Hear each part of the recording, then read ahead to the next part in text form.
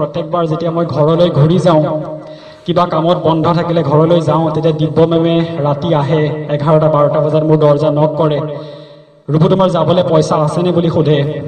মোৰ পইচা থাকিলেও নাথাকিলেও মেমে মোৰ হাতত সেই গাড়ী ভাড়াটো গুজি দিয়ে। মোৰ সেই কথা এতিয়াও মনত আহে। মোৰ মনত পৰে যেতিয়া মোৰ যিকোনো এখন কিতাপৰ প্ৰয়োজন হৈছিল, ৰেফাৰেন্স বুকৰ প্ৰয়োজন হৈছিল, ৰাহুল ছাৰে হওক, শ্যামল ছাৰে হওক, দেৱল ছাৰে হওক, মই যেতিয়াই কওঁ, যিদিনাখনেই কওঁ, সেইদিনাখন আবেলিয়ে সুনীল দাৰ হাতত সেই কিতাপখন মোলৈ দি পঠায়। এদিনো পলম নকৰে।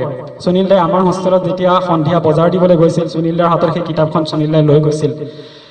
সেয়েহে কৃতজ্ঞতা জনাবলৈ 80 কিলোমিটাৰ বাট আহি ৰুবু বৰাই এইদৰে সেৱা কৰিছে শিক্ষাগুৰুসকলক।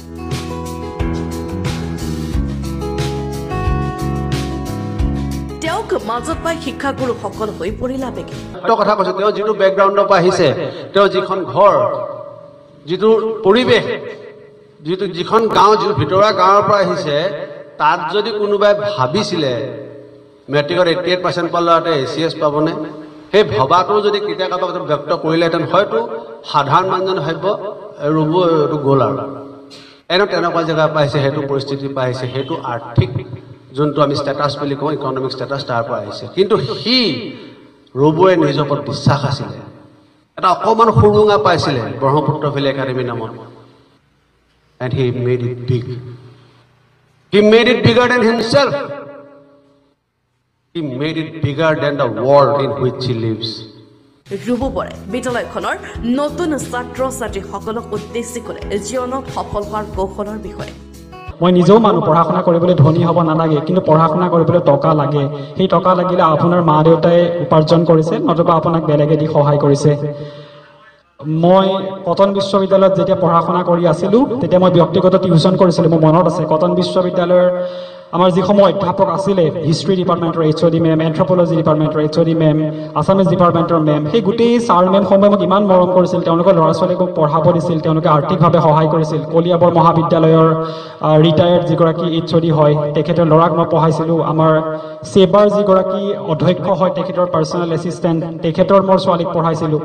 আচলতে গোটেই এই যাত্ৰাটোৰ জৰিয়তে আহি পেলাই আজি এই তাৰিখত উপনীত হৈছোহি।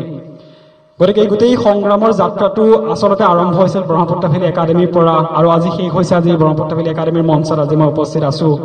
গতিকে মই ভাবিছিলোঁ যিটো চাৰ্কুল হৈছিলে, সেই চাৰ্কুলটো আজি কমপ্লিট হৈছে। য'ৰ পৰা আৰম্ভ কৰিছিলোঁ আজি সেই ঠাইলৈ ঘূৰি আহিছোঁ।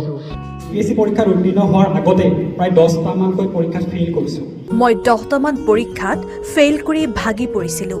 যেনে মই ইতিমধ্যে কৈছোঁ, UPSCৰ ফাৰ্ষ্ট এটেম্পটত মই প্ৰিলিমছত ফেইল কৰিছোঁ, UPSCৰ ছেকেণ্ড এটেম্পটত মই মেইনছত ফেইল কৰিছোঁ, UPSCৰ চেণ্ট্ৰেল ডিফেন্স ছাৰ্ভিচ এক্সামিনেশ্যনত মই 5 নম্বৰৰ কাৰণে ফেইল কৰিছোঁ, SSC CGLৰ ফাৰ্ষ্ট এটেম্পটত 3 নম্বৰৰ কাৰণে ফেইল কৰিছোঁ, ইণ্টেলিজেন্স ব্যুৰোৰ ACIO পৰীক্ষাত মই 7 নম্বৰৰ কাৰণে ফেইল কৰিছোঁ। এনেদৰে মই বহুখিনি পৰীক্ষাত ফেইল হোৱাৰ পাছতহে এই APSC পৰীক্ষাত উত্তীৰ্ণ হৈছোঁ। কিন্তু APSC পৰীক্ষাৰ ফলাফলে মোক নতুন জীৱন দিলে। গতিকে মই যিখিনি ভুল কৰিছিলোঁ, মই বেছিকেলি 2টা ভুল কৰিছিলোঁ। প্ৰথম ভুলটো কৰিছিলোঁ, চিভিল ছাৰ্ভিচৰ প্ৰস্তুতি যেতিয়া মানুহে আৰম্ভ কৰে, তেতিয়া গোটেই পৃথিৱীখনৰ কথা জনা আৰম্ভ হৈ যায়। তেতিয়া আমি নিজকে ভাবি লওঁ যে কাষৰ দুজনতকৈ মই বেছি জানো। কাৰণ কাষৰ দুজনে যদি ইণ্ডিয়ান পলিটি পঢ়া নাই, মই ইণ্ডিয়ান পলিটি পঢ়িছোঁ। কাষৰ দুজনে হিষ্ট্ৰী নাই পঢ়া, মই হিষ্ট্ৰী পঢ়িছোঁ। কাষৰ দুজনে এনভাইৰনমেণ্ট নাজানে, মই জানো। সেই মই বৰ জানো যিটো ভাৱ হয়, সেই ভাৱটোৱে কিন্তু কোনোবাখিনি ক্ষেত্ৰত মানুহক অভাৰ কনফিডেণ্ট কৰি তোলে। সেই অভাৰ কনফিডেণ্ট কৰি তোলাটোৱে আচলতে পৰীক্ষাত সহায়ক নহয়। ACSত 14 নম্বৰ স্থান পোৱা ৰুবু বৰাই ক'লে তেওঁৰ জীৱনৰ কাহিনী। গহপুৰৰ শংকৰদেৱ শিক্ষা নিকেতনত আজি আয়োজিত সম্বৰ্ধনা অনুষ্ঠানত ৰুবু বৰাই ছাত্ৰ ছাত্ৰীসকলক ক'লে জীৱন সংগ্ৰামৰ কাহিনী। যে জীৱনত সকলোৰে ডেফিনেটলি প্ৰব্লেম থাকে। মোৰ প্ৰব্লেমটো ফাইনেন্সিয়েল সমস্যা আছিলে, টকা পইচাৰ দৰে সমস্যাসমূহ আছিল। কিন্তু সকলোৰে সমস্যাসমূহ ডেফিনেটলি একে নহয়। কাৰোবাৰ ঘৰত টকা পইচা বহুত আছে, কিন্তু তেওঁলোকৰ ঘৰত আন কোনো সমস্যা থাকিব পাৰে। এনে বহু ছাত্ৰ ছাত্ৰী এইবাৰ অলপতে ঘোষণা কৰা APSC পৰীক্ষাত উত্তীৰ্ণ হৈছে, যাৰ পৰীক্ষাৰ 2 দিন আগতো পৰিয়ালৰ কোনোবা লোক ঢুকাইছে, যাৰ পৰীক্ষাৰ 3-4 দিন আগতো ঘৰত কিবা সমস্যা হৈছে। গতিকে মই ভাবোঁ সকলোৰে জীৱনত একোখন সংগ্ৰাম থাকে। সংগ্ৰাম কেৱল টকা পইচাৰ সংগ্ৰামেই নহয়। মোৰ সংগ্ৰামখন টকা পইচাৰ সংগ্ৰাম আছিল, আপোনালোকৰ সংগ্ৰামখন বেলেগ হ'ব পাৰে। কিন্তু আচল কথাটো এইটোৱে, সেই সংগ্ৰামখনৰ পৰা ওলাই আহি পেলাই আপোনালোকে কেনেদৰে নিজকে প্ৰতিষ্ঠিত কৰিব পাৰে, সেই গোটেই দায়িত্বভাৰ কিন্তু আপোনালোকৰ নিজৰ ওচৰতে আছে। আৰু নিজে যদি আপুনি সেই পাকচক্ৰটোৰ পৰা ওলাই আহিব নোৱাৰে, আপোনাক ওলাই কোনেও আনিব নোৱাৰে, যদিহে আপোনাৰ মনত সেই ধাৰণাটো নাই। সেইকাৰণে মই সদায় ভগৱানক বিশ্বাস কৰিছিলোঁ, কাৰণ সৰুৰে পৰা যিহেতু মই তেনেকুৱা এটা পৰিস্থিতিত মই ডাঙৰ দীঘল হৈছিলোঁ, মই সদায় বিশ্বাস কৰিছিলোঁ যে এই পৰিস্থিতিটোৰ পৰা মই ওলাই যাব বিচাৰোঁ। মই দুখীয়া ঘৰত জন্ম লোৱাৰ কাৰণে কেতিয়াও মই নিজকে ৰিপেণ্টেশ্যন কৰা নাছিলোঁ, মই কেতিয়াও দুখ কৰা নাছিলোঁ যে মোৰ দেউতা নতুবা মোৰ মায়ে কষ্ট কৰিছে, কিন্তু মই সদায় সেইটোক এটা ইনস্পিৰেশ্যন হিচাপে লৈছিলোঁ যে আজি যদি মই এই পৰিয়ালৰ পৰা গৈ এজন ভাল ব্যক্তি হিচাপে নিজকে প্ৰতিষ্ঠা কৰিব পাৰোঁ, ই সমাজত এটা নিদৰ্শন দাঙি ধৰিব, লগতে মোৰ দৰে আন 100গৰাকী ৰূপক ই ডেফিনেটলি তেওঁলোকক ইনস্পায়াৰ কৰিবলৈ চেষ্টা কৰিব। আৰু সেই একে ভাৱ ধৰা থকাৰ কাৰণেই কিজানি আজি আপোনালোকৰ সন্মুখত এই মঞ্চত মই থিয় দি আছোঁ। সেই ভাৱধাৰা নাথাকাহেঁতেন, যদিহে মই নিজকে এগৰাকী দুখীয়া ঘৰৰ ছাত্ৰ বুলি ভিক্টিমাইজ কৰি ল'লোহেঁতেন, যদিহে মই তেনেদৰে ৰৈ গ'লোহেঁতেন, কিজানি আজি মই এই মঞ্চত উপস্থিত নাথাকিলোহেঁতেন।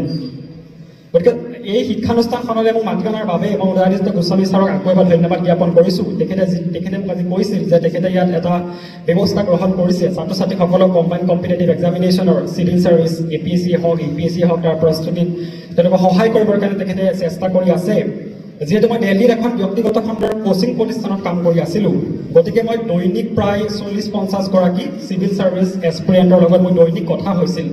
লগতে মোৰ এটা যিহেতু ইউটিউব চেনেল আছে, তাৰ জৰিয়তে মই ছাত্ৰ ছাত্ৰীসকলক বিভিন্ন কম্পিটিটিভ এক্সামিনেশ্যনৰ প্ৰস্তুতিৰ কাৰণে তেওঁলোকক যিহেতু গাইডেঞ্চ দি আছিলোঁ, এট দ্য ছেইম টাইম মই তেওঁলোকৰ পৰা প্ৰত্যেক দিনাখনে সেই একেখিনি প্ৰশ্নই পাইছিলোঁ যে দাদা APSC দিবৰ কাৰণে কি পঢ়িব লাগিব, দাদা APSC অসমীয়াত লিখিব পাৰিমনে, দাদা APSC গাঁৱত থাকি পঢ়িলে হ'বনে। আটাইতকৈ ডাঙৰ কথাটো হ'ল যিহেতু মই দিল্লীত 3 বছৰ থাকিলোঁ, তাত মই দেখা পালোঁ দিল্লী ৰাজস্থানৰ যিসকল ছাত্ৰ ছাত্ৰী তেওঁলোকে 10মান শ্ৰেণী উত্তীৰ্ণ হোৱাৰ পাছতেই, 12 শ্ৰেণী উত্তীৰ্ণ হোৱাৰ পাছতেই তেওঁলোকে APSC UPSC বাকী যিবিলাক নেশ্যনেল লেভেলৰ কম্বাইন কম্পিটিটিভ এক্সামিনেশ্যনৰ কাৰণে তেওঁলোকে প্ৰস্তুতি আৰম্ভ কৰে। আৰু সেই একেটা সময়তে আমাৰ অসমৰ ছাত্ৰ ছাত্ৰীসকলে, আমাৰ গাঁৱৰ ছাত্ৰ ছাত্ৰীসকলে বুজি নাপায় যে তেওঁলোকে কি মাধ্যমত পৰীক্ষাটো লিখিব, আৰু তাৰ মূল প্ৰধান সমস্যাটোৱেই হৈছে আমাৰ মাজত এৱেৰনেছটো নাই। মই যিখন গাঁৱৰ পৰা আহিছোঁ তাৰ পৰা ইয়াৰ পূৰ্বে কোনেও APSC পৰীক্ষাত উত্তীৰ্ণ হোৱাটো দূৰৰে কথা, কোনেও এই পৰীক্ষাটোত অৱতীৰ্ণই হোৱা নাছিলে, কোনেও এই পৰীক্ষাটো এটেম্পটেই দিয়া নাছিলে।